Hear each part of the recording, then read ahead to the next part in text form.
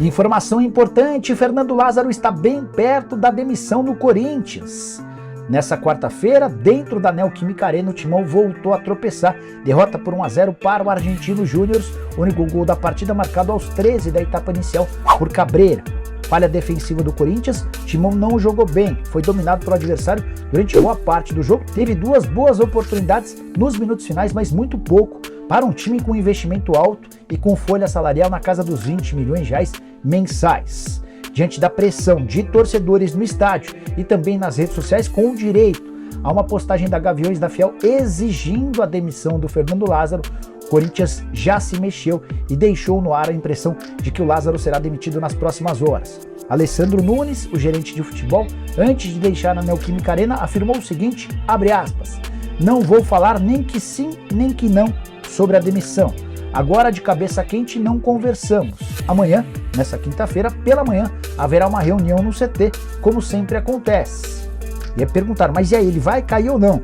E o Alessandro respondeu, não se trata de respaldar o Lázaro, mas sim de respeitar. Amanhã sentamos e conversamos, fecha aspas. Ficou para todo mundo a impressão de que Fernando Lázaro será demitido em breve.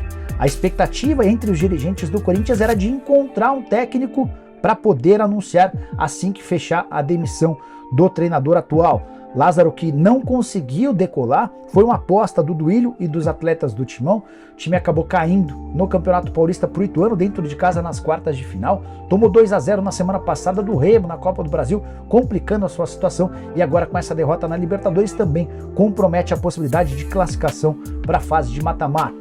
Quem poderia ser contratado? Cheguei a contar para vocês que o nome de Mano Menezes tem defensores importantes entre os dirigentes, mas o Mano já deixou bem claro que não deixará o Internacional nesse momento.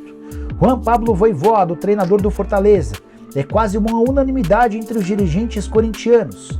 Só que toda vez que foi procurado, o Voivoda sempre disse não a ofertas porque ele quer cumprir seu contrato com o Leão do Pici. Cuca poderia ser uma alternativa? Acho bem difícil. E Dorival? Vou te responder daqui a pouquinho.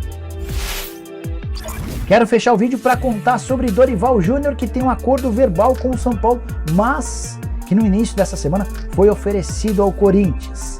Bora te explicar de forma cronológica toda a história para que você possa entender. Dorival está desempregado desde o fim do ano passado, quando o Flamengo decidiu não renovar seu contrato. E óbvio que ele quer voltar a trabalhar e pretende voltar em um grande clube.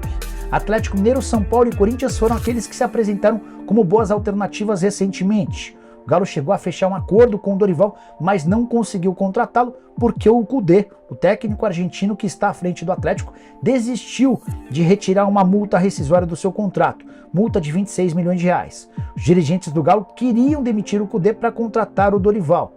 Só que quando o Cudê, percebendo que seria demitido, desistiu da retirada dessa multa, inviabilizou sua demissão, o Galo, em hipótese alguma, vai pagar esses 26 milhões de reais. Em relação a Corinthians e São Paulo, Dorival vinha acompanhando bem de perto a situação dos dois clubes. No início dessa semana, antes mesmo do anúncio da demissão do Rogério Ceni, ele já havia sido procurado por um representante do São Paulo para dizer, olha, o Rogério, depois do jogo contra o Porto Cabelo na terça-feira, será demitido e queremos contar com você. Dorival disse o seguinte, não vou abrir conversas enquanto o Rogério for técnico, mas a ideia de treinar o São Paulo me agrada. Quase que simultaneamente, um dos representantes do Dorival entrou em contato com o Corinthians e perguntou, vocês não têm interesse em contratar o Dorival? A resposta dos dirigentes alvinegros foi não, descartado. Vamos bancar o Fernando Lázaro, a gente acredita no trabalho do técnico, ele tem o respaldo dos jogadores e o Timão pretende fazer com que ele continue por bastante tempo.